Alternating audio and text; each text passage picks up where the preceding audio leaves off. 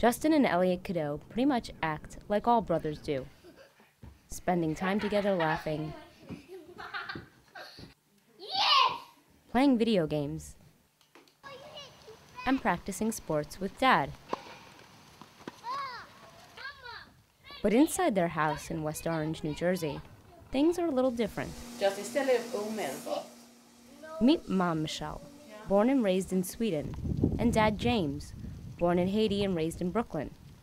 The two recognize their kids aren't the same as most children, but don't see a problem with that. I always say that if you're monocultural, you're in a box, and it's hard for you to reach out of that box because it's the way you were, when you were little, you were taught, you were doing stuff. My kids are outside 3 boxes, and they might have a leg in here and an arm in here and another arm in here, but they are not in the box. But a recent study puts mixed-race children like the Cadeaux in a box. The research shows they may face some tough times growing up. The study is called The Plight of Mixed-Race Adolescents and was republished this August by 4 professors from some of America's most prestigious universities. Using an economic theory, the study produced a number of results that some found controversial. Those results? Mixed-race children grow up in households that are similar along many dimensions to those in which black children grow up. Similar incomes, and the father is much less likely to be around than in white households.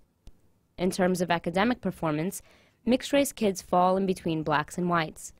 There are some bad adolescent behaviors that whites do more than blacks, like drinking and smoking. And there are some bad adolescent behaviors that blacks do more than whites, watching TV, fighting, and getting sexually transmitted diseases. Mixed-race kids manage to be as bad as whites on the white behaviors and as bad as blacks on the black behaviors. Mixed-race kids act out in almost every way measured in the data set. Mixed-race children do have one advantage, however. They're more attractive on average. Those findings are unacceptable for someone like Jen Chow. I feel uncomfortable with the tone of the research. I don't actually know what questions they asked, so maybe they did ask well-rounded questions, but I have a problem with it, with the negative slant, because there's a lot of positive that comes out of being mixed race, and I feel like that experience is not captured. Chow is co-founder of a multi-ethnic organization named Swirl, Inc. While she isn't outright bashing the study, she wishes the results weren't so negative. And in the short article that I read, the one positive thing is mixed race people are more beautiful. I don't even know what that actually means, and how do you judge beauty? And that was the one positive thing that was mentioned. So I just question the validity and wanting to see some more of the other side. And Chow's not the only one bothered by the study. Passionate reaction popped up online almost instantly.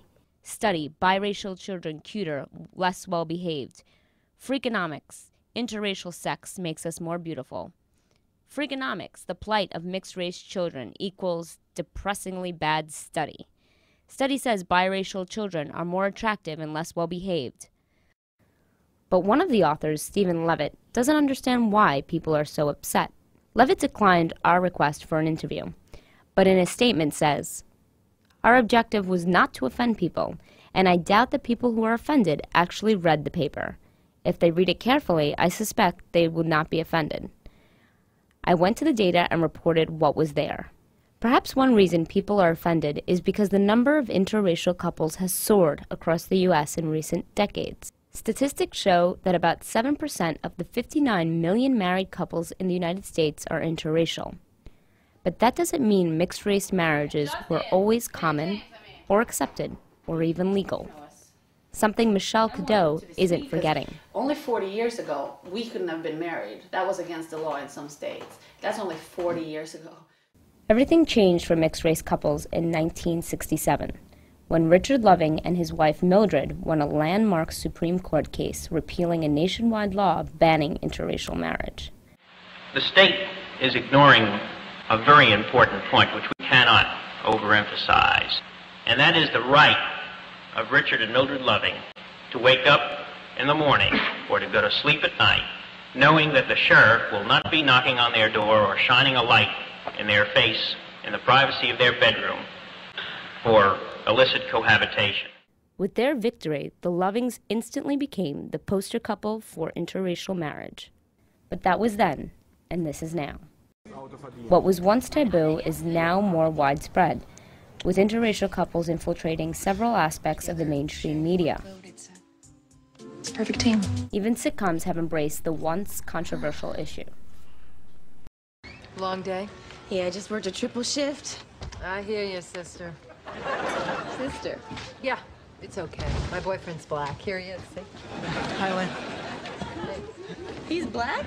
Yeah. I'm black? Aren't you? I'll give you a couple minutes to decide.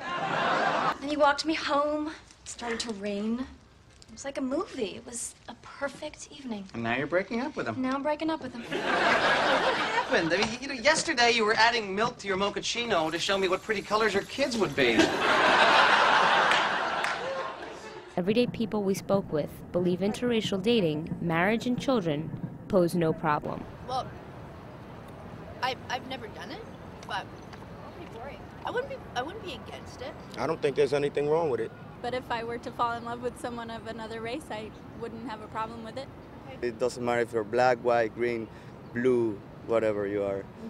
I wouldn't mind at all. Personality is what matters to me. Although popular culture seems to accept mixed-race people, critics say that studies like these that emphasize their plight actually work against greater acceptance. This is not the first study that has sort of looked at this. I've seen other things quickly over the years that, you know, talk about similar things where mixed-race kids are getting into trouble. So I think it's a common storyline, and I think that a lot of people feel like there's more to it that we're not seeing. And again, I really think it's important not to paint a picture of kids, you know, that this is sort of the kids' fault.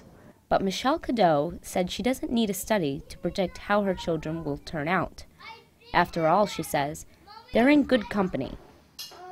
We always point out to our kids if a person of, you know, interest or somebody famous is mixed. We always do, because we think it's important for them to understand that you know, everybody needs role models. From the president-elect, this is our moment, to athletes like James Blake and Tiger Woods,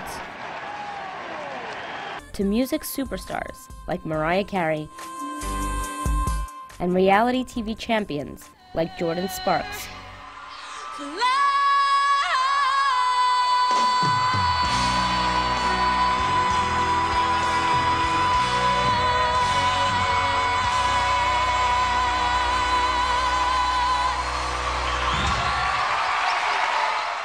Finding mixed-race role models today isn't hard.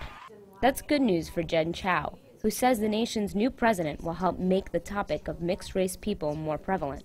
The fact is, in this country, when we have really, you know, visible in the spotlight mixed-race people, their identities are always up for debate, and they're always up for scrutiny, and that to me is a problem.